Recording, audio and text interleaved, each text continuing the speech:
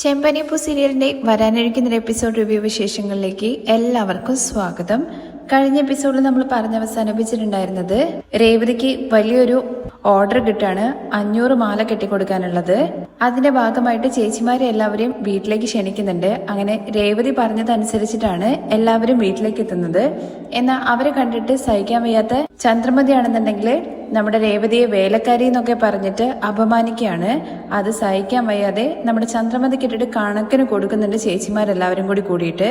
എന്റെ വീടിന്റെ മുമ്പിൽ വന്നിട്ട് നിങ്ങൾ വലിയ ഡയലോഗ് എടുക്കുകയാണോ എന്നുള്ള കാര്യങ്ങളെ കുറിച്ചൊക്കെ ചോദിച്ചിട്ട് ചന്ദ്രമതി അവരുടെ അടുത്ത് പോകാൻ വേണ്ടി പറയുന്നുണ്ടെങ്കിലും രേവതി വിളിച്ചിട്ടാണ് ഞങ്ങൾ വന്നത്, അതുകൊണ്ട് അവള് പറയാതെ ഞങ്ങൾ പോയില്ല എന്ന് പറയുമ്പോൾ ചന്ദ്ര ആകെ നാണം കെട്ടിട്ട് ഉള്ളിലേക്ക് കയറി പോവാണ്.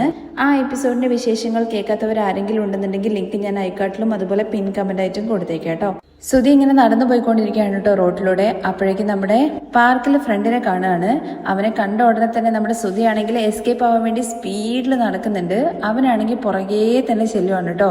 സുധി എന്ന് വിളിച്ചുകൊണ്ട് ഒരു വിധത്തിൽ ഓടിയിട്ട് സുധിയെ പിടിക്കുന്നുണ്ട്. നീ എന്തിനാ എന്നെ കണ്ടപ്പോൾ ഓടിയെന്നുള്ള കാര്യം ചോദിക്കുമ്പോൾ നിങ്ങൾ എന്റെ പുറകെ വന്നിട്ട് ഓടിച്ചതല്ലേ എന്നുള്ള കാര്യമാണ് സുധി തിരിച്ച് അങ്ങോട്ടേക്ക് ചോദിക്കുന്നത്. എനിക്കറിയാം പണം ചോദിക്കാനല്ലേ വന്നിരിക്കുന്നത്, അത് ഉടനെ തന്നെ ഞാൻ എങ്ങനെയെങ്കിലും തിരിച്ചു തന്നോളാം. വീട്ടിൽ വന്നിട്ട് നിങ്ങൾ അന്ന് എന്നെ ഭീഷണിപ്പെടുത്തുന്ന രീതിയിലാണ് സംസാരിച്ചിട്ട് പോയെന്നുള്ള കാര്യം എന്റെ അടുത്ത് ശ്രുതി പറഞ്ഞപ്പോഴാണ് എനിക്ക് മനസ്സിലായത്. ഓഹോ, അപ്പൊ അത് നിനക്ക് ഇത്രയും നാളായിട്ട് മനസ്സിലായില്ലല്ലേ എന്നുള്ള കാര്യം അദ്ദേഹം ചോദിക്കുകയാണേ. എന്തായാലും എന്റെ വൈഫിന്റെ മുമ്പിൽ ഞാൻ ഒരുപാട് അപമാനിക്കപ്പെട്ടു എന്നൊക്കെ ശ്രുതി പറയുന്നുണ്ട്. 20,000 രൂപയല്ലേ ഞാൻ നിനക്ക് തരാനുള്ളത്, അത് ഞാൻ ഉടനെ തന്നെ തരും. എനിക്ക് കാനഡയിൽ ജോലി കിട്ടിയിട്ടുണ്ട്. അതിന്റെ ഫസ്റ്റ് സാലറി വന്ന ഉടനെ തന്നെ ഞാൻ നിങ്ങളുടെ 20,000 രൂപ സെറ്റിൽ ചെയ്യും. നിനക്ക് ജോലി കിട്ടാൻ വേണ്ടി പോവാ എന്നുള്ള കാര്യം തന്നെ എനിക്ക് വിശ്വസനീയമായിട്ട് തോന്നുന്നില്ല. അതും കാനഡയിൽ പോയിട്ട് നീ കാശ് എനിക്ക് തിരികെ തരുന്നുള്ള കാര്യം പറഞ്ഞത് ഈ നാട്ടിൽ തന്നെ എന്നെ കണ്ടുകൊണ്ട് നീ ഭയന്ന് ഓടുകയാണ്. ഇല്ല ഞാൻ തരുന്ന സുധി വീണ്ടും പറയുന്ന സമയത്ത് അദ്ദേഹം പറയുന്നുണ്ട്, നീ എനിക്ക് പണമൊന്നും തരണ്ട എന്ന്. എന്താ എന്റെ സിറ്റുവേഷൻ മനസ്സിലാക്കിയിട്ട് നിങ്ങൾ വേണ്ടാന്ന് വെച്ച പണം എന്ന് ചോദിക്കുകയാണെ ഭയങ്കര സന്തോഷത്തോട് കൂടിയിട്ട് സുധി, എന്റെ സഹോദരന്മാർക്ക് പണം കൊടുത്താൽ തന്നെ ഞാൻ കാശ് മേടിക്കാതെ വിടില്ല, പിന്നെയാണോ ഫ്രണ്ട്? ഇപ്പോഴല്ലേ പണം വേണ്ടാന്ന് നിങ്ങൾ പറഞ്ഞെന്നുള്ള കാര്യം ചോദിക്കും. അത് ഞാൻ വേണ്ടാന്ന് പറഞ്ഞത് വെറുതെ അല്ല, എനിക്ക് കിട്ടേണ്ട പണം എനിക്ക് കിട്ടി. നിങ്ങളുടെ വൈഫ് പണം തന്നു എന്നുള്ള കാര്യം സുധിയെ അറിയിക്കാണ് കേട്ടോ. എന്റെ വൈഫ് നിനക്ക് പണം തന്നോ എന്നുള്ള കാര്യം സുധി ചോദിക്കുമ്പോൾ അതെ, നീ മേടിച്ച പണം ഉണ്ടല്ലോ പലിശ അടക്കം എന്നെ തേടി വന്നിട്ട് തന്നിട്ട് പോയി. സത്യമാണ് ബ്രോ പറയുന്നത് എന്നുള്ള കാര്യം ചോദിക്കുമ്പോൾ അതെ, ഇനിയിപ്പോ നീ എന്നെ കണ്ടിട്ട് ഇങ്ങനെ ഭയന്ന് ഓടേണ്ട കാര്യമൊന്നുമില്ല. കാശ് വന്നിട്ടില്ലെങ്കിലാണ് ഞാൻ ടെററായിട്ട് മാറുക, അല്ലെങ്കിൽ ഞാൻ ഭയങ്കര സോഫ്റ്റ് ആണ്. എന്നെ കാണുന്നുണ്ടെങ്കിൽ ഇടയ്ക്കൊക്കെ പാർക്കിലേക്ക് വാ. ഇനി പണം വേണമെങ്കിലും അങ്ങോട്ട് വന്നിട്ട് മേടിച്ചോളാൻ വേണ്ടി പറയാണേ. ഇത് കേൾക്കുമ്പോൾ സുധി ഒന്ന് ആലോചിക്കുന്നുണ്ട് കേട്ടോ. അപ്പോഴേക്കും ബ്രോ ചോദിക്കുന്നത്, എന്താ വീണ്ടും പണം തരുന്ന കാര്യത്തെക്കുറിച്ച് പറയുന്നത് എന്നല്ലേ? നിന്നെ വിശ്വസിച്ചിട്ടല്ല, പക്ഷെ നിന്റെ വൈഫിനെ വിശ്വസിച്ചിട്ട് ഞാൻ പണം തരും. നിനക്ക് നല്ലൊരു ജോലി കിട്ടിയിട്ടില്ലെങ്കിൽ പോലും നിനക്ക് നല്ലൊരു വൈഫിനെ കിട്ടിയിട്ടുണ്ട്. ആ വകയിൽ നീ ഭയങ്കര ലക്കിയാണ് ബ്രോ. ശരി ബ്രോ, ഞാൻ വരട്ടെ എന്നൊക്കെ പറഞ്ഞിട്ട് അയാൾ അവിടുന്ന് പോവാണ്. തുടർന്ന് നമ്മുടെ ശ്രുതി വീട്ടിലെത്തിയിട്ട് ശ്രുതി റൂമിലുള്ള സമയത്ത് ചെന്ന് കെട്ടിപ്പിടിക്കുന്നുണ്ട്. എന്നിട്ട് താങ്ക്സ് എന്ന് പറയുമ്പോൾ എന്തിനെന്ന് ചോദിക്കണേ. ആ സന്തോഷം ഞാൻ വരുന്ന വഴിയിൽ കണ്ടു. ഞാൻ വാങ്ങിയ പണം നീ കൊടുത്തെന്നുള്ള കാര്യം പറഞ്ഞു. ഇനി എന്തായാലും അദ്ദേഹം നിങ്ങളെ ശല്യം ചെയ്യില്ല എന്ന് ശ്രുതി പറയുമ്പോ, ഞാൻ നിന്നെ ചീത്ത വിളിച്ചതിന്റെ പേരിൽ നീ എന്നോട് ദേഷ്യത്തിലായിരിക്കുന്ന വിചാരിച്ച്. എന്നാ നീ എനിക്ക് വേണ്ടിയിട്ട് എന്ന് പറഞ്ഞു തുടങ്ങുമ്പോഴേക്കും നിനക്ക് വേണ്ടിയിട്ട് ഞാനല്ലാതെ പിന്നെ വേറെ ആരാ ചെയ്യാന്ന് ശ്രുതി. എനിക്ക് ശ്രുതി നിന്റെ മേല് ദേഷ്യമൊന്നുമില്ല, പക്ഷെ എന്റെ അടുത്ത് പറയാതെ മറിച്ചില്ലേ, അതാണ്. അത് കേൾക്കുമ്പോ ശ്രുതി ഇങ്ങനെ കുറച്ച് മാറി അങ്ങോട്ടേക്ക് നിൽക്കുന്നുണ്ട്. അപ്പോഴേക്കും ശ്രുതി പറയുന്നുണ്ട്, ഞാനും നിന്റെ അടുത്ത് ചില കാര്യങ്ങളൊക്കെ പറയാതെ മറിച്ചു, തെറ്റ് തന്നെയാണ്. ഇനി നമുക്കിടയിൽ ഒരു സീക്രറ്റ്സും ഉണ്ടാവാൻ പാടില്ല. കറക്റ്റാണ് ശ്രുതി, ഒരു റിലേഷൻഷിപ്പില് നമ്മൾ എപ്പോഴും ഓപ്പൺ ആയിട്ടിരിക്കണം. ഞാനിനി നിന്റെ അടുത്ത് ഒന്നും മറക്കില്ല, നീയും അങ്ങനെ തന്നെ ആയിരിക്കും എന്നുള്ള കാര്യം എനിക്കറിയാം. അല്ല ശ്രുതി, നിനക്ക് ബാങ്കില് ലോണൊക്കെ കെട്ടണ്ടേ? ആ സമയത്ത് നീ എങ്ങനെ എന്റെ കടം തീർത്ത എന്നുള്ള കാര്യം ചോദിക്കുമ്പോ, അതൊന്നും കുഴപ്പമില്ല സുധി, ഞാൻ അതൊക്കെ നോക്കിക്കോളാം. ഇനി എന്തായാലും സുധി ആരെയും കണ്ടിട്ട് പേടിക്കണ്ട എന്നൊക്കെ പറയുന്നുണ്ട് കേട്ടോ.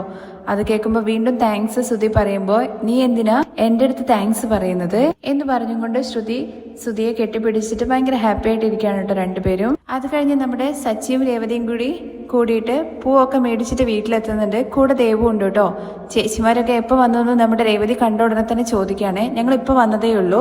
അങ്ങനെ സാധനങ്ങളൊക്കെ എടുത്തു വെക്കുന്നതിനിടയ്ക്ക് സച്ചിയുടെ അടുത്ത് സുഖാണോ എന്ന് ചോദിക്കുന്നുണ്ട്. ആ സുഖമാണ് ചേച്ചിമാരെ. എന്നാലും സച്ചി, ഇത്രയും വലിയൊരു ഓർഡർ നിനക്ക് കിട്ടിയില്ല എന്നുള്ള കാര്യം ചോദിക്കുകയാണെ. അപ്പോഴേക്ക് സച്ചി പറയുന്നത് എന്റെ വില ആർക്കും അറിയില്ല, ചേച്ചി ഇതാ ഇവിടെ പറഞ്ഞു കൊടുക്കുന്നു പറഞ്ഞിട്ട് രേവതിയെ ചൂണ്ടിക്കാണിക്കുകയാണേ. അപ്പോഴേക്ക് രേവതിക്ക് ഭയങ്കര സന്തോഷമാവുന്നുണ്ട്. അത് കഴിഞ്ഞ് ചന്ദ്രമതി പുറത്തേക്ക് ഇറങ്ങി വരും. ആദ്യം ദേവുവിനെയാണ് ചന്ദ്രമതി കാണുന്നത്. നീ എന്താണ് ഇവിടെ എന്നുള്ള കാര്യം ചോദിക്കുമ്പോ ദേവു തിരിച്ചു ചോദിക്കുന്നത്, ആന്റി എന്താ ഇവിടെ പൂ വെക്കാൻ വേണ്ടി പറ്റില്ലേ, എന്നാ അവിടെ വെക്കട്ടെ എന്ന്. എന്താടി നിന്റെ ചേച്ചിയെ പോലെ തന്നെ വാന്നിട്ട് കുറച്ച് കൂടുതലാണല്ലോ നിനക്ക്, നീ എന്താ ഇവിടെ വന്നതെന്നുള്ള കാര്യമാണ് ചോദിച്ചത്. അത് മാലയുടെ ഓർഡർ കുറെ വന്നില്ലേ, അതുകൊണ്ട് ചേച്ചി വരാൻ വേണ്ടി പറഞ്ഞതെന്ന് ദേവു പറയുമ്പോൾ നിങ്ങൾക്കൊക്കെ മാലേന്റെ ഓർഡർ മാത്രമല്ലേ കിട്ടുള്ളൂ, അല്ലാതെ നിങ്ങൾക്ക് വീട് കെട്ടാനൊന്നും അറിയില്ലല്ലോ എന്നുള്ള കാര്യം ചോദിക്കുമ്പോൾ ദേവു പറയുന്നുണ്ട്, ഇതുപോലെ ഞങ്ങൾക്ക് ഒരുപാട് മാലയുടെ ഓർഡർ വന്നു കഴിഞ്ഞാൽ മാല കെട്ടിട്ട് ഞങ്ങൾ വീട് കിട്ടും. അപ്പോഴേക്കും ചന്ദ്രമതി വായ കൊണ്ട് മാത്രമേ കിട്ടുള്ളൂ. അങ്ങനെ പൂവിന്റെ സാധനങ്ങളൊക്കെ എടുത്ത് പുറത്ത് വെക്കുന്നുണ്ട്. എന്നിട്ട് ഒരു സൈഡിൽ നമുക്ക് ടാർപ്പായ ഇട്ടിട്ട് ചെയ്യാന്നുള്ള കാര്യം പറയുമ്പോൾ ഇവിടെ വേണ്ട കുറെ സ്ഥലം അവിടെ ഉണ്ടല്ലോ, അവിടെ സെറ്റാക്കാന്ന് സച്ചി പറയുന്നുണ്ട്. അപ്പോഴേക്കും നമ്മുടെ രവി അങ്ങോട്ടേക്ക് വാക്കിങ് കഴിഞ്ഞിട്ട് വരുന്നുണ്ട്. പൂവൊക്കെ മേടിച്ചോ എന്നുള്ള കാര്യം ചോദിക്കുമ്പോൾ മേടിച്ചു എന്ന് സച്ചി പറയണേ. അച്ഛ അഡ്വാൻസ് കിട്ടിയ പണം കൊണ്ട് പൂ മേടിക്കാൻ വേണ്ടി തികഞ്ഞില്ല, പൂ കുറച്ചേ ഉള്ളൂ, പക്ഷേ പൂവിന്റെ വില ഭയങ്കരമാണെന്ന് പറയണേ. എന്ത് ചെയ്യാനാടാ, അങ്ങനെ തന്നെയാണ്. ഇതൊന്നും കേട്ടിട്ട് നമ്മുടെ ചന്ദ്രമതിക്ക് അത്ര സഹിക്കുന്നില്ല കേട്ടോ, എന്നൊക്കെ പറഞ്ഞ് നിൽക്കുവാണ്. അങ്ങനെ രവി ചോദിക്കുന്നുണ്ട്, ഇവിടെ ഇരുന്നിട്ടാണ് നിങ്ങൾ പൂ കെട്ടാൻ വേണ്ടി പോകുന്നത് എന്നുള്ള കാര്യം. അച്ഛ ഇവിടെ നിന്ന് കെട്ടിക്കൊള്ളാം എന്ന് രേവതി പറയുമ്പോൾ ചന്ദ്രമതി ചാടി വീടാണ് കേട്ടോ. കണ്ടില്ലേ, വീടിന്റെ വഴി മുടക്കിയിട്ടാണ് അവരുടെ പൂ കെട്ടാൻ വേണ്ടി പോകുന്നത്. ആർക്കും പുറത്തൊന്നും പോകണ്ടേ എന്നുള്ള കാര്യം ചോദിക്കുമ്പോഴേക്കും സച്ചി, പിന്നെ ഇത് വലിയ നാഷണൽ ഹൈവേ അല്ലേ, ഇവിടെ ഞങ്ങൾ ഇരുന്ന് വഴി മുടക്കാൻ വേണ്ടിയിട്ട്. അപ്പോഴേക്കും രവി പറയുന്നുണ്ട്, ചന്ദ്രമതി പറഞ്ഞത് ശരിയാണടാ. അത് കേൾക്കുമ്പോൾ ചന്ദ്രമതിക്ക് ഭയങ്കര സന്തോഷമാവുന്നുണ്ട്. നല്ലോണം പറഞ്ഞു കൊടുക്കും, നിങ്ങൾ പറഞ്ഞു കൊടുക്കുമെന്ന് പറയണേ. അതെ, എന്തിനാ ഇവിടെ ഇരുന്നിട്ട് പൂ കെട്ടുന്നത്, കാറ്റൊക്കെ അടിച്ചു കഴിഞ്ഞ് കഴിഞ്ഞാല് പൂവെല്ലാം പറന്നു പോകും, അതുകൊണ്ട് നിങ്ങൾ ചെന്നിട്ട് ഹാളിൽ ഇരുന്ന് കെട്ടാൻ വേണ്ടി പറയണേ. അപ്പോഴേക്കും ചന്ദ്രമതിക്ക് ഷോക്ക് അടിച്ച പോലെ എന്ന് പറഞ്ഞ് വാ പൊളിക്കുകയാണേ. എന്താ നിങ്ങൾ പറഞ്ഞത് ഹാളിലോ എന്നുള്ള കാര്യം ചോദിക്കുമ്പോൾ അവിടെ ഇഷ്ടംപോലെ സ്ഥലം ഉണ്ടല്ലോ, ടേബിളും സോഫയൊക്കെ ഒന്ന് സെറ്റ് ചെയ്ത് വെച്ച് കഴിഞ്ഞാൽ ഇഷ്ടംപോലെ സ്ഥലമായി, അവർക്ക് അവിടെ നിന്ന് സുഖമായിട്ട് പോകട്ടെ. ഇത് കേൾക്കുമ്പോൾ സച്ചിക്കും രേവതിക്കും ഭയങ്കരമായിട്ട് സന്തോഷമാവുന്നുണ്ട്. സച്ചി പറയുന്നുണ്ട്, അച്ഛൻ കറക്റ്റായിട്ടാണ് പറഞ്ഞത്, ഇത് എനിക്ക് തോന്നിയില്ലല്ലോ, എല്ലാം എടുക്കും നമുക്ക് ഉള്ളിൽ പോവാന്ന് പറഞ്ഞിട്ട് എടുത്തോണ്ട് പോകണേ. അപ്പോഴേക്ക് എന്ന് പറഞ്ഞിട്ട് നിൽക്കാൻ വേണ്ടി പറയണേ ചന്ദ്രമതി. അവിടെ ഹാളിൽ പൂവൊക്കെ കൊണ്ടുപോയി ഇട്ട് കഴിഞ്ഞാൽ ആൾക്കാർക്ക് നടക്കണ്ടേ എന്നുള്ള കാര്യം ചോദിക്കുമ്പോൾ ഇതെന്താ വെച്ചാ അമ്മ ഇങ്ങനെ ഓരോരോ പുതിയ പുതിയ നാടകം ഇറക്കുന്നത് പോലെ നടക്കണ്ടേ കിടക്കണ്ടേ ഇരിക്കണ്ടേ എന്നൊക്കെ പറയുന്നത്. അപ്പോഴേക്ക് രവി പറയുന്നുണ്ട്, എന്ത് ചെയ്യാനാ, എല്ലാവർക്കും പൂ കെട്ടണ്ടേ, നിങ്ങളെല്ലാവരും ഉള്ളിലേക്ക് വാ എന്ന് പറഞ്ഞിട്ട് രവി അങ്ങ് വിളിച്ചിട്ട് പോവാണ്. അപ്പോഴേക്കും ചന്ദ്രമതിക്ക് പിന്നെ ഒന്നും പറയാൻ പറ്റാത്ത അവസ്ഥയാവാണ്. അങ്ങനെ പൂവും സാധനമൊക്കെ ആയിട്ട് എല്ലാവരും പോയി, ചന്ദ്രമതി മാത്രം ബാക്കിയായിട്ട് അവിടെ അങ്ങനെ നിൽക്കുവാണ്. അങ്ങനെ പായൊക്കെ സെറ്റ് ചെയ്തിട്ട് അവർ പൂക്കെട്ടാനുള്ള അറേഞ്ച്മെന്റ്സ് ഒക്കെ ഹാളിൽ ചെയ്തുകൊണ്ടിരിക്കുമ്പോൾ ചന്ദ്രമതിയും അതുപോലെ സുധിയും കൂടി മാറി നിന്നിട്ട് ഇങ്ങനെ നോക്കി നിൽക്കുവാണ്. അതിൻ്റെ ഇടയ്ക്ക് സുധി ചോദിക്കുന്നുണ്ട്, അല്ല അമ്മേ, നമ്മുടെ വീട് തന്നെ ഇവർ പൂക്കടയായിട്ട് മാറ്റുമോ എന്നുള്ള കാര്യത്തെക്കുറിച്ച്. എന്ത് ചെയ്യാനടാ, എല്ലാം നമ്മുടെ കഷ്ടകാലം. ആരൊക്കെയാണോ അവർ കൂട്ടിക്കൊണ്ട് വന്നിരിക്കുന്നതെന്ന് അറിയോ, ആറ്റുകളൊക്കെ എല്ലാം കൂടി എന്റെ തലയിൽ കയറുവാണ്. ഇങ്ങനെ ഹാളിൽ ഇരുന്നിട്ട് പൂ കെട്ടിക്കൊണ്ടിരുന്നത് നമുക്ക് ഡിസ്റ്റർബ് ആവില്ലേ അമ്മേ, ഇറിറ്റേഷൻ ആകും അമ്മേ, ഞാൻ പറഞ്ഞാൽ നിന്റെ അച്ഛൻ കേൾക്കോളൂ. അപ്പോഴേക്ക് രവി അങ്ങോട്ടേക്ക് വരുന്നുണ്ട്. നീ എന്താടാ അമ്മയുമായിട്ട് കുശലം പറയുന്നത്, അവിടെ കണ്ടില്ലേ അവർ പണിയെടുത്തോണ്ടിരിക്കുന്നത്, ചെന്നിട്ട് അവർക്ക് എന്തെങ്കിലും സഹായം വേണമെങ്കിൽ ചെയ്തു കൊടുക്കണം എന്ന് പറയണേ. അങ്ങനെ സുധിയെ കൊണ്ടും പണിയെടുപ്പിക്കാനോ കേട്ടോ, ചെയർ അങ്ങോട്ടിടാനും പൂവൊക്കെ അറേഞ്ച് ചെയ്ത് വെക്കാനുള്ള കാര്യങ്ങളൊക്കെ. ഇതൊക്കെ കണ്ടിട്ട് സഹിക്കാൻ പറ്റാതെ ചന്ദ്രമതി അവിടെ ഇങ്ങനെ ഇരിക്കുവാണ്. ഇങ്ങനെ അറേഞ്ച് ചെയ്ത് പൂവൊക്കെ വെതറി ഇങ്ങനെ ഇട്ടിരിക്കുകയാണ്. അപ്പോൾ നല്ല സ്മെല്ല് വരില്ലോ വീട്ടില്. അത് സച്ചി രവിയുടെ അടുത്ത് ചോദിക്കുന്നുണ്ട്, അച്ഛാ നമ്മുടെ വീട് ആസകലം നല്ലൊരു മണം ഉണ്ടല്ലേ എന്നുള്ള കാര്യത്തെക്കുറിച്ച്. അതേടാ, വീട് മൊത്തത്തിൽ ഒരു പൂന്തോട്ടായ പോലെ ഉണ്ട് എന്നുള്ള കാര്യം രവി പറയാണ്. അത് കഴിഞ്ഞ് ഓട്ടോന്റെ കൂലിയായിട്ട് നമ്മുടെ സച്ചി പറഞ്ഞിരിക്കുന്നത് 250 പക്ഷെ 300 രൂപ കൊടുക്കുന്നുണ്ട് കേട്ടോ രേവതി. അപ്പോഴേക്കും ഞാൻ നിന്റെ അടുത്ത് 250 പറഞ്ഞെന്നുള്ള കാര്യം ചോദിക്കുമ്പോൾ പൂവ് എടുത്തിട്ട് വന്നു, പൂവ് എടുത്തു വെക്കാനൊക്കെ സഹായിച്ചില്ലേ, അതിന്റെ ഭാഗമായിട്ടാണ് 50 രൂപ തന്നതെന്ന് പറയാണേ. കണ്ടില്ലേ അച്ഛാ, എനിക്ക് ടിപ്പ് തരുന്നത്, എടാ അത് ന്യായമായിട്ടുള്ള കാര്യമല്ലേ എന്നുള്ള കാര്യം രവി ചോദിക്കുകയാണ്. എന്തായാലും നിങ്ങൾ കൂടുതൽ നേരം സംസാരിച്ചുകൊണ്ടിരിക്കേണ്ട, അടുത്ത ട്രിപ്പ് പൂവ് എടുത്തിട്ട് വരാൻ വേണ്ടിയിട്ട് സച്ചി അവിടെ നിന്ന് പറഞ്ഞു വിടുന്നുണ്ട്. പോകുന്നതിന് മുമ്പായിട്ട് ചേച്ചിമാരുടെ അടുത്ത് എല്ലാവരുടെ അടുത്തായിട്ട് ചോദിക്കുന്നുണ്ട്, നാളെ രാവിലെ 10 മണിക്കാണ് മുഹൂർത്തം, ഒരു 8 മണിയാകുമ്പോഴേക്കും എല്ലാം സെറ്റ് ആവില്ലെന്ന് ചോദിക്കുമ്പോൾ പേടിക്കേണ്ട സച്ചി, നമുക്ക് രാവിലെ ആകുമ്പോഴേക്കും എല്ലാം കെട്ടി ഓക്കെ ആക്കാമെന്ന് പറയാണ്. ശരി ചേച്ചിമാരെ എന്ന് പറഞ്ഞിട്ട് സച്ചി പൂ എടുക്കാൻ വേണ്ടിയിട്ട് വീണ്ടും പോവാണ്. അങ്ങനെ അവർ പൂ കെട്ടാൻ വേണ്ടിയിട്ട് തുടങ്ങുന്നുണ്ട്. അതിനിടയ്ക്ക് ഇത് നോക്കിയിരിക്കുകയാണല്ലോ നമ്മുടെ ചന്ദ്രയും അതുപോലെ തന്നെ സുധിയും കൂടി ചേർന്നിട്ട്, അമ്മേ 500 മാല എന്ന് പറയുന്ന സമയത്ത് ഏകദേശം 2-2.5 ലക്ഷം രൂപ കിട്ടും എന്നുള്ള കാര്യത്തെക്കുറിച്ച് പറയണേ. അല്ലടാ, പൂ കെട്ടിക്കഴിഞ്ഞാൽ ഇത്രയും പൈസയൊക്കെ കിട്ടുമെന്ന് ചോദിക്കുകയാണെ ചന്ദ്രമതി. ഇങ്ങനെ പോയി കഴിഞ്ഞ് കഴിഞ്ഞാൽ ഈ പൂ കെട്ടുന്നവളെ കയ്യിൽ ഒതുക്കാൻ വേണ്ടി പറ്റില്ലല്ലോടാ, ഇവരെല്ലാം രാവിലെ വരെ ഇവിടെ തന്നെ കാണുന്ന തോന്നൊക്കെ പറഞ്ഞിട്ട് ആകെ ടെൻഷൻ അടിച്ചിരിക്കുകയാണ് കേട്ടോ ചന്ദ്ര. അത് കഴിഞ്ഞ് രവി നമ്മുടെ രേവതിയുടെ അടുത്ത് ചോദിക്കുന്നുണ്ട്, രാവിലെ ആകുമ്പോഴേക്കും മോളെ ഇതൊക്കെ കെട്ടി തീർക്കാൻ വേണ്ടി പറ്റുമോ എന്നുള്ള കാര്യത്തെക്കുറിച്ച്. പറ്റുമോ വെച്ചാൽ തീർത്ത് ഡെലിവറി കൊടുക്കാൻ വേണ്ടി പറ്റുമെന്ന് പറയണേ. അപ്പോഴേക്കും ചന്ദ്രമതി അങ്ങോട്ടേക്ക് വന്നിട്ട് പിന്നെ വലിയ ഡെലിവറി കൊടുക്കാൻ വേണ്ടി പോകുന്നു, വലിയ കാർ ഡെലിവറി അല്ലേ ചെയ്യാൻ വേണ്ടി പോകുന്നതെന്നൊക്കെ ചോദിക്കുമ്പോൾ അങ്ങനെ കാർ ഡെലിവറി ചെയ്ത് കഴിഞ്ഞാൽ നീ വാങ്ങാൻ വേണ്ടി പോകുന്നുണ്ടോ ചന്ദ്രൻ ചോദിക്കുകയാണ് രവി. നീ എന്താ ചന്ദ്ര വെറുതെ നിൽക്കുന്നതെന്നുള്ള കാര്യം ചോദിക്കുമ്പോൾ പിന്നെ എന്ത് ചെയ്യാനാ, നടു വീട്ടിൽ കൊണ്ടുവന്നിട്ട് പൂവെല്ലാം കൂടി പരത്തി വെച്ചിരിക്കല്ലേ, എല്ലാവർക്കും പോയിട്ട് ചായ ഉണ്ടാക്കി കൊണ്ടുവരാൻ വേണ്ടി പറയണേ. അപ്പോഴേക്കും ഞാനൊന്നും ചോദിക്കുകയാണ് ചന്ദ്ര, ഇതിനി വെളിയിൽ നിന്ന് ആളെ കൂട്ടിക്കൊണ്ട് വരണോ, നീ പോയി ഉണ്ടാക്കിയിട്ട് വാ എന്ന് പറയണേ. അങ്ങനെ ചന്ദ്രമതിക്ക് ആകെ കലിതുള്ളി നിൽക്കുവാണേ. അങ്ങനെ പറയുന്നത് കേൾക്കുമ്പോൾ ചന്ദ്രമതി ആണെങ്കിൽ രേവതിയെ നോക്കി പേടിപ്പിക്കുന്നുണ്ട്. അവിടെ എന്താ നീ നോക്കി നിൽക്കുന്നത്, 8 പേർക്കുള്ള ചായ വേണം, ഞാനും കൂടി ചേർത്ത് 9 പേർക്ക്, പോയി ഉണ്ടാക്കിയിട്ട് വാ എന്ന് പറഞ്ഞിട്ട് ചന്ദ്രമതി അവിടെ നിന്ന് ഓടിക്കുകയാണേ. ചന്ദ്രമതി അടുക്കളയിലേക്ക് പോയിട്ട് ആദ്യം ചെയ്യുന്നത് ബാമയെ വിളിക്കാൻ കേട്ടോ.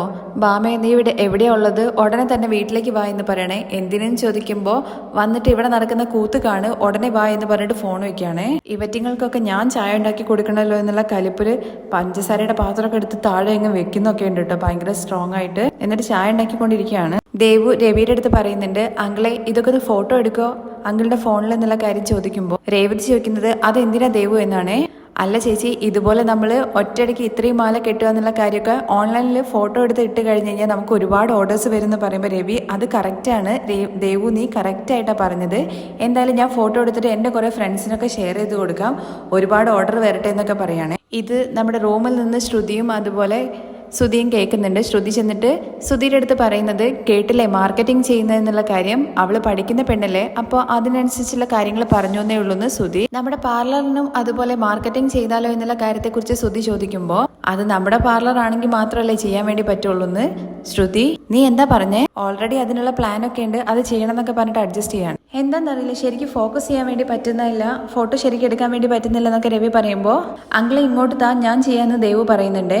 നീ വേഗം തന്നെ മാല കെട്ടാൻ നോക്ക്, ഒരുപാട് മാല കെട്ടാനുണ്ടെന്ന് രേവതി പറയണേ. എന്തായാലും ദേവു ആഗ്രഹിച്ചതല്ലേ, എടാ ശ്രുതി ഇങ്ങോട്ട് വാ എന്ന് പറഞ്ഞിട്ട് ശ്രുതിയെ വിളിക്കുകയാണേ. എടാ ഇതെല്ലാം കിട്ടുന്ന രീതിയിൽ നീ ഒന്ന് ഫോട്ടോ എടുത്തതെന്നുള്ള കാര്യം പറയുമ്പോഴേക്കും ശ്രുതി വയ്ക്കുന്നത് അച്ഛൻ എന്തിനാ എല്ലാ കാര്യവും എൻ്റെ അടുത്ത് പറയുന്നത്, എനിക്കെന്താ വേറെ ജോലി ഇല്ലേ എന്നുള്ള കാര്യം ചോദിക്കുമ്പോൾ നീ ഇപ്പൊ എന്താടാ ചെയ്യുന്നത്, ആ കിട്ടാൻ വേണ്ടി പോകുന്ന ജോലിക്ക് ഞാൻ പ്രിപ്പറേഷൻ ആയിക്കൊണ്ടിരിക്കുകയാണ് എന്നുള്ള കാര്യം ശ്രുതി പറയുമ്പോൾ ഏത് ആ കാനഡ ജോലിയാണോ, നീ എന്താ കാനഡയിൽ പോവാണോ. ഇത് കേൾക്കുമ്പോൾ രേവതി ചിരിക്കുന്നുണ്ട്. ഇതെല്ലാം ഫോട്ടോ എടുത്ത് കൊടുത്താൽ നിനക്ക് എന്താ വരാൻ വേണ്ടി പോകുന്നത്. അപ്പോഴേക്കും ശ്രുതിയെ നോക്കുന്നുണ്ട്. അവിടെ എന്താണ് നോക്കുന്നത്, ഇങ്ങോട്ട് വാടാ എന്ന് പറഞ്ഞിട്ട് ഫോൺ കൊടുക്കുവാണ്. അപ്പോഴേക്കും ശ്രുതി ഫോട്ടോ എടുത്ത് കൊടുക്കുന്നുണ്ട്. അപ്പോഴേക്കും ചന്ദ്രമതി ആണെന്നുണ്ടെങ്കിൽ ചായയൊക്കെ ആയിട്ട് വരുന്നുണ്ട്. വന്ന ഉടനെ തന്നെ ദേവു ഇത് എല്ലാവർക്കും എടുത്ത് കൊടുക്കുമെന്ന് പറയണേ. നിനക്ക് കൊടുത്താൽ എന്താ ചന്ദ്ര എന്നുള്ള കാര്യം ചോദിക്കുമ്പോൾ എനിക്ക് വേറെ ജോലി ഉണ്ടെന്ന് ചന്ദ്രമതി. അപ്പോഴേക്കും ദേവു ചെന്നിട്ട് മേടിച്ച് എല്ലാവർക്കും കൊടുക്കുന്നുണ്ട്. അതിനിടയ്ക്കാണ് ശ്രുതി ഫോട്ടോ എടുത്തോണ്ടിരിക്കുന്നത്. ചന്ദ്രമതി കാണുന്നത് നീ എന്താ കല്യാണത്തിന് വീഡിയോ എടുക്കുന്നത് പോലെ നടക്കുന്നെന്നുള്ള കാര്യം ചോദിക്കുമ്പോൾ അവരാണ് ഫോട്ടോസും വീഡിയോസും ഒക്കെ എടുക്കാൻ വേണ്ടി പറഞ്ഞത്. എന്താ ഗിന്നസ് റെക്കോർഡിൽ പേര് കൊടുക്കാൻ വേണ്ടിയിട്ട് പോകുന്നുണ്ടോ എന്നുള്ള കാര്യം ചന്ദ്രമതി ചോദിക്കുമ്പോഴേക്കും രവി പറയുന്നുണ്ട് അങ്ങനെ കൊടുത്താലും കുഴപ്പമൊന്നുമില്ല, ഒരു ദിവസം കൊണ്ട് അവർ ഇത്രയും മാല കെട്ടുമല്ലേ, പിന്നെ ഇത് അത്ര വലിയ ജോലിയല്ലേ എന്നുള്ള കാര്യം ചന്ദ്രമതി ചോദിക്കുമ്പോഴേക്കും ദേവു വന്നിട്ട് പറയുന്നുണ്ട് പറയാൻ എളുപ്പമാണ്, ആന്റിക്ക് മാല കെട്ടാൻ അറിയോ, ഇങ്ങനെ പോയാൽ ഇവർ എന്നെ കൊണ്ട് പൂ കെട്ടിക്കുന്ന മട്ടുണ്ടല്ലോ എന്ന് ചന്ദ്ര. പൂ കെട്ടുന്നത് അത്ര സാധാരണയായിട്ടുള്ള ഒരു പണിയല്ല എന്നുള്ള കാര്യം അതിലൊരു ചേച്ചി പറയുമ്പോൾ പിന്നെ കോളേജിൽ പോയിട്ട് ഡിഗ്രി പഠിച്ച് വാങ്ങണോ, അവൾ അങ്ങനെ ഓരോന്ന് പറഞ്ഞിരിക്കൊണ്ടിരിക്കും, നിങ്ങൾ നിങ്ങളുടെ ജോലി നോക്കുന്ന രവി പറയണം. അങ്ങനെ നേരെ ശ്രുതിയുടെ അരികിലേക്കാണ് കേട്ടോ ചന്ദ്രമതി ചെല്ലുന്നത്.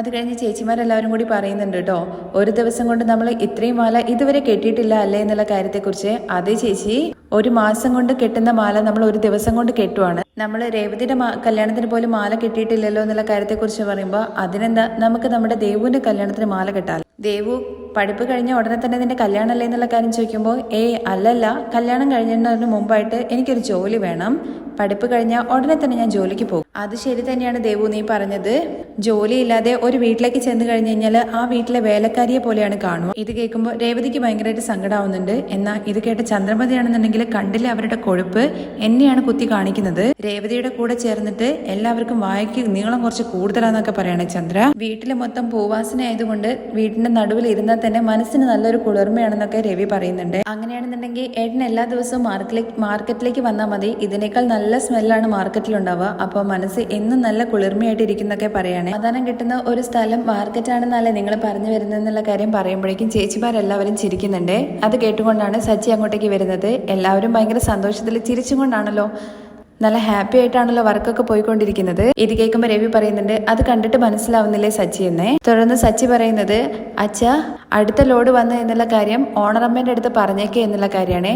അത് കേൾക്കുമ്പോൾ രേവതിയാണെന്നുണ്ടെങ്കിൽ അച്ഛാ അതിനുള്ള പൈസ ഓണർ സാർ എടുത്ത് തരാന്ന് പറഞ്ഞേക്ക് ഇപ്പോഴും ഞാൻ തന്നെ പറയണോ എന്നുള്ള കാര്യം രവി ഇത് കേൾക്കുമ്പോൾ ചോദിക്കുകയാണ്. അത് കഴിഞ്ഞ് ശ്രുതി അവിടെ നിൽക്കുന്നത് കാണുമ്പോൾ സച്ചി പറയുന്നുണ്ട്, എടാ പൂക്കോട്ട ഉണ്ട് താഴെ, അത് എടുത്തിട്ട് വാ എന്നുള്ള കാര്യം പറയുമ്പോഴേക്കും ഞാൻ പൂക്കോട്ട എടുത്തുകൊണ്ട് വരണമെന്നോ, ഞാൻ ഗ്രാജുവേറ്റ് ആണെന്നുള്ള കാര്യം പറയുകയാണേ നമ്മുടെ ശ്രുതി, നീ എന്താണെന്നുണ്ടെങ്കിലും പൂക്കെട്ട് പിടിക്കാൻ വേണ്ടിയിട്ടൊന്ന് സഹായിക്കണം എന്ന് പറയുകയാണേ. എടാ ശ്രുതിയെ വിളിക്കുന്നത് കേട്ടില്ലേ, പോടാ എന്ന് പറഞ്ഞിട്ട് രവി പറഞ്ഞു വിടുകയാണേ. കൊണ്ടിരിക്കുമ്പോൾ ഒരാളാണെന്നുണ്ടെങ്കിൽ പെട്ടെന്ന് തന്നെ മാല കെട്ടിക്കഴിയുന്നുണ്ടേ.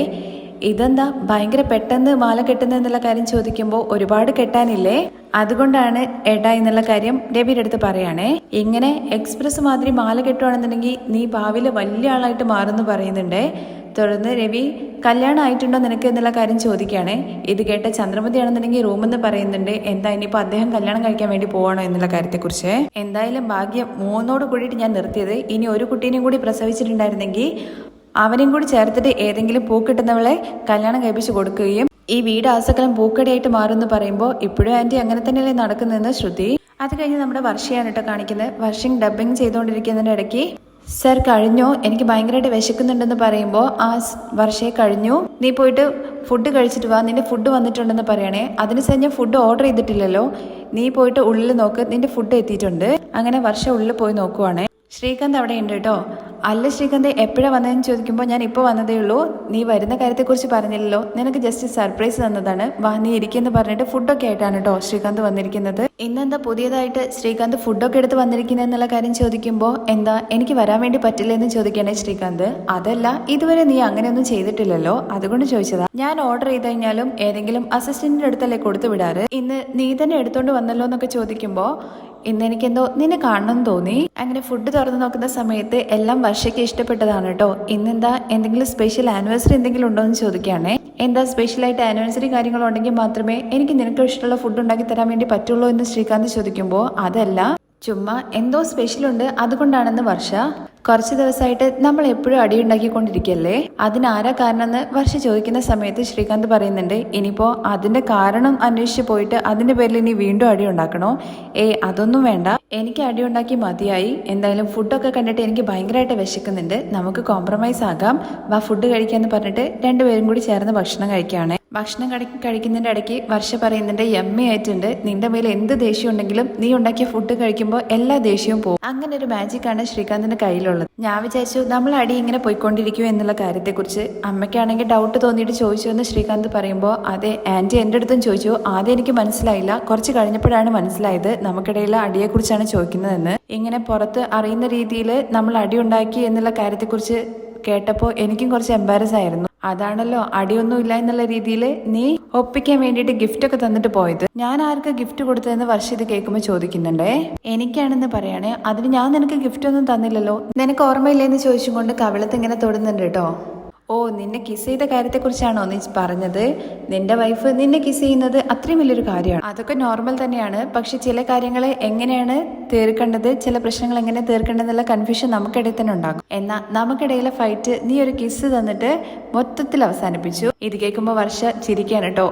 അതുകൊണ്ടാണോ ഇപ്പൊ ഇതൊക്കെ? അപ്പൊ ദിവസം ഞാൻ കിസ് തന്നു കഴിഞ്ഞാല് നീ ദിവസം ഇതുപോലെ തന്നെ ചെയ്തെടുത്തിട്ട് വരുമോ? ഇത് കേൾക്കുമ്പോൾ ശ്രീകാന്ത് ചിരിച്ചുകൊണ്ട് പറയുന്നുണ്ട് കേട്ടോ, എനിക്ക് ഓക്കെ ആണെന്ന്. അങ്ങനെ രണ്ടുപേരും കൂടി ചേർന്ന് ഫുഡൊക്കെ ഷെയർ ചെയ്ത് കഴിക്കാൻ ഭയങ്കര ഹാപ്പി ആയിട്ട് ഇരിക്കുകയാണ് കേട്ടോ. തുടർന്ന് വീണ്ടും വീട്ടിൽ പൂ കെട്ടുന്നതാണ് കേട്ടോ കാണിക്കുന്നത്. പൂ ഏകദേശം കുറച്ച് കെട്ടിക്കഴിയുമ്പോഴേക്കും നമ്മുടെ സച്ചി എണ്ണി നോക്കുന്നുണ്ട്. അങ്ങനെ മൊത്തത്തിൽ 60 മാല കെട്ടിട്ടോ. ആ കെട്ടിവെച്ചിരിക്കുന്ന മാല കാണുമ്പോൾ രേവതിക്ക് ഭയങ്കരമായിട്ട് സന്തോഷമാവുന്നുണ്ട്.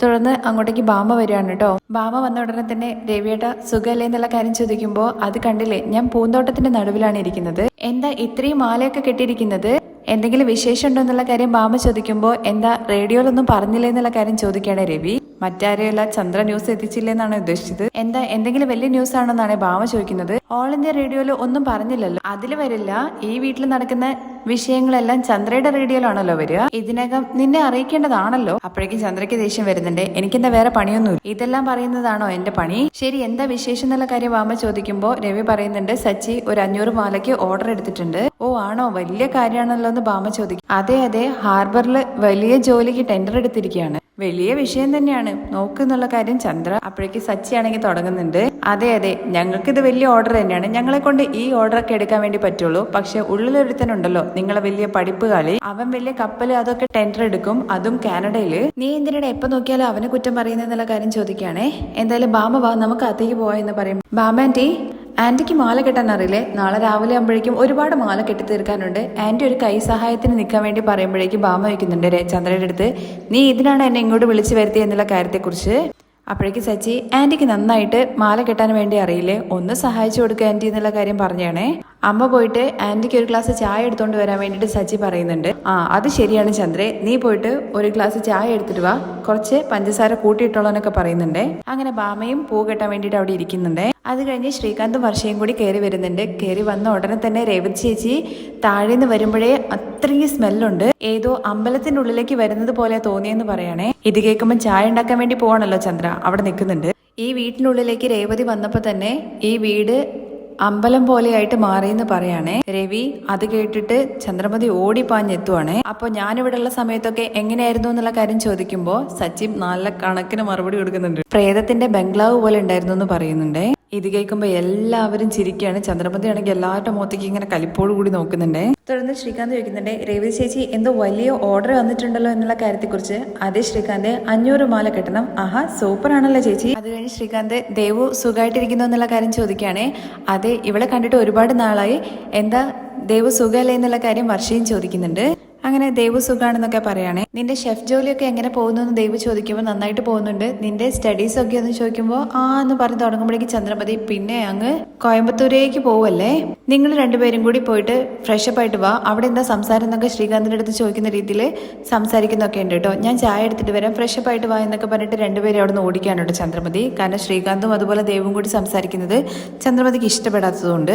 രവി ചേച്ചി ഞാൻ പോയി ഫ്രഷപ്പ് ആയിട്ട് വരാം എന്ന് പറഞ്ഞിട്ട് വർഷം ഉള്ളിലേക്ക് പോവാണ്. അങ്ങനെ ഇവർ രണ്ടുപേരും കൂടി ഫ്രഷപ്പ് ആയിട്ട് വരുമ്പോഴേക്കും ചന്ദ്രമതി ചായ ആയിട്ട് വരുന്നുണ്ട്. ചായ കൊടുക്കുന്ന സമയത്ത് ചന്ദ്രമതി പറയുന്നുണ്ട്, ഇവിടെയൊക്കെ ഭയങ്കര നാറ്റാണ്, നിങ്ങൾ റൂമിൽ തന്നെ ഇരുന്നോ എന്നുള്ള കാര്യം പറയുമ്പോൾ ആന്റി പൂവിൻ്റെ നല്ല അടിപൊളി സ്മെല്ലാണ്, ഭയങ്കര റിഫ്രഷ്മെന്റ് ആണ്, രേവതി ചേച്ചി ഞാനും ഹെൽപ്പ് ചെയ്യാന്ന് പറഞ്ഞിട്ട് വർഷ വേഗം അവരുടെ അരികിലേക്ക് ചെല്ലുവാണേ. അങ്ങനെ നമ്മുടെ രേവതിയുടെ അരികിൽ ചെന്ന് വർഷ ഇരിക്കുന്ന സമയത്ത്, നിനക്ക് വർഷയെ പൂ കെട്ടാനൊക്കെ അറിയുമെന്ന് രവി ചോദിക്കുന്നുണ്ടേ.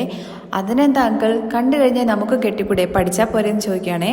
ഞാൻ നിനക്ക് പഠിപ്പിച്ചു തരാമെന്ന് രേവതി പറയുകയാണേ. അങ്ങനെ രേവതി 2 നാരൊക്കെ എടുത്തിട്ട് ഇങ്ങനെ ഓരോന്ന് പറഞ്ഞു കൊടുക്കണതിനിടയ്ക്ക് ചന്ദ്രമതി നല്ല എക്സ്പ്രസ് ഇട്ട പോലെ റൂമിലേക്ക് പോകുമ്പോൾ ആന്റി എങ്ങോട്ടാ പോകുന്നത്, ഞാൻ പൂ കെട്ടുന്നത് പഠിക്കുക ആന്റി എന്ന് പറഞ്ഞിട്ട് അവിടെ വന്നിരിക്കാൻ വേണ്ടി പറയാണ് കേട്ടോ നമ്മുടെ വർഷ.